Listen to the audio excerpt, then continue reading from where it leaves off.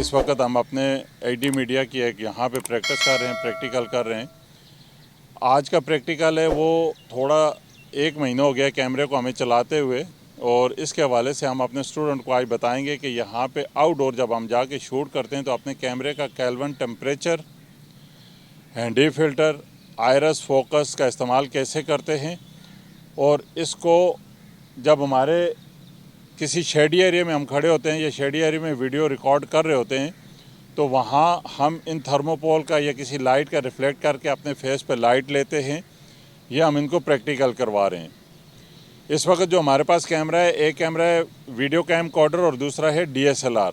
2 कैमरों का मकसद ये है कि ताकि स्टूडेंट को पता चले कि 2 कैमरों से शूट कैसे की जाती है और उसका व्यू कैसे लिया जाता है।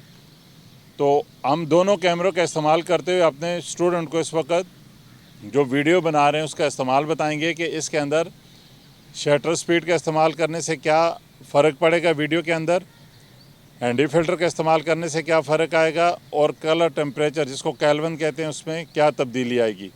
तो आइए चलते हैं हम अपने प्रैक्टिकल की तरफ। जो हम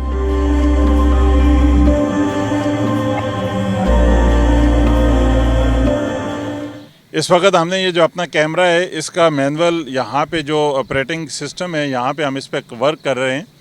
तो जैसा कि अभी मैं इसका हैंडी फिल्टर का इस्तेमाल करता हूँ, अगर मैं इसका अपर्चर ओवर हो रहा है, यहाँ पे अपर्चर कंट्रोल नहीं हो रहा, तो हम सबसे पहले तो इसका DB गेन ये सारी चीज़ें इसकी देखनी है कि ये मैनुअल है या ऑटो है।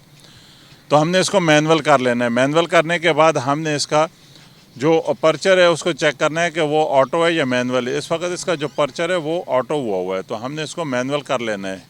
मैनुअल करने के बाद हमने जैसे ही देखा कि इसका जो इस वक्त रिज़ल्ट है स्क्रीन पे वो बहुत ज़्यादा चौकी हो रहा है, तो हमने हैंडी फिल्टर फर्स्ट लगाना है, पहला हैंडी फिल्टर लगाना है, जिससे हमें पता चलेगा कि इसका हैंडी फिल्टर से क्या फ़र्क पड़ता है। तो जैसे ही हमने हैंडी फिल्टर लगाया है तो एकदम डार्कनेस आ गई है। अब हम इसमें अपना जो आयरस है उसको हम कंट्रोल कर सकते हैं, कम तेज़ कर सकते हैं। जैसा कि मैंने अभी कम किया और इसको तेज़ किया तो इसके अंदर एक वेरिएशन पैदा हुई है।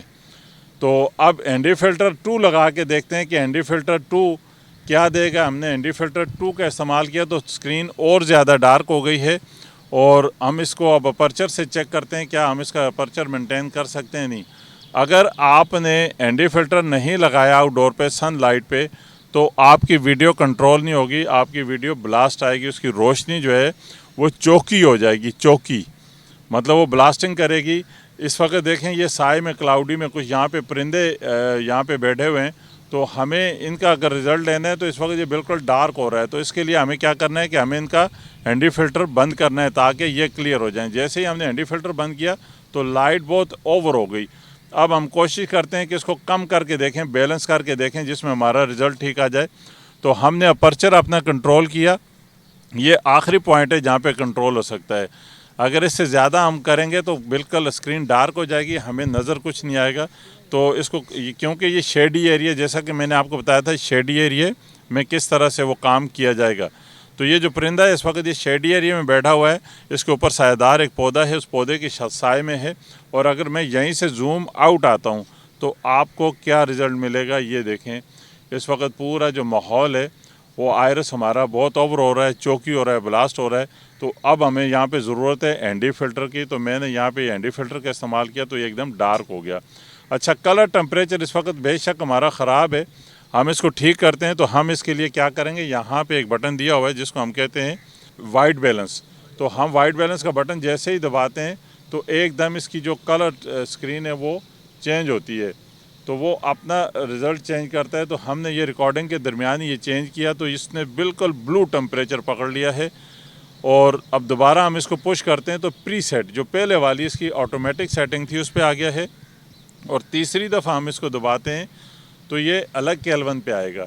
तो इस तरह इसका केल्विन टेम्परेचर मुख्तलिफ टाइम पे मुख्तलिफ साइज़ का आएगा, जो आपको यहाँ पे अभी मैं व्यू फाइंडर में देख के बताता हूँ कि उसकी रेटिंग क्या आई है, केल्विन की रेटिंग क्या आती है। तो मैंने अपनी LCD जो है उसको व्यू फाइंडर पे किया और व्यू फाइंडर के अंदर मैं इसको अपना जो है वो चेक करके बताता हूँ आपको कि इस वक्त जो हमारा कलर टेम्परेचर है वो 5400 केल्विन पे है।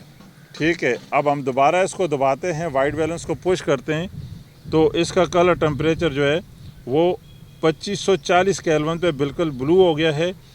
और अगर दोबारा हमने इसको पुश किया तो ये 5600 केल्विन इस वक्त जो आउटडोर लाइट सन लाइट पे आप केल्विन का इस्तेमाल करते हैं वो 5600 केल्विन है। इस वक्त जो इसकी स्क्रीन आ रही है वो 5600 केल्विन है। 5600 केल्विन डे लाइट के लिए होता है और इंडोर लाइट के लिए आपका 3200 केल्विन होता है। और अगर आप कैंडल लाइट का इस्तेमाल करते हैं तो वो आपका 2700 या 2600 केल्विन के अंदर आएगा कि वो आपका रिज़ल्ट वैसा बनेगा। ऐसे ही इस वक्त एक मेरे सामने यहाँ पे एक छोटा सा जो ये पेड़ हैं इनका कलर भी अगर आप देखें तो नेचुरल कलर जो इस वक्त जो नेचुरल टोन है टेम्परेचर है केल्विन की वो यहाँ पे हमें नज़र आ रही है।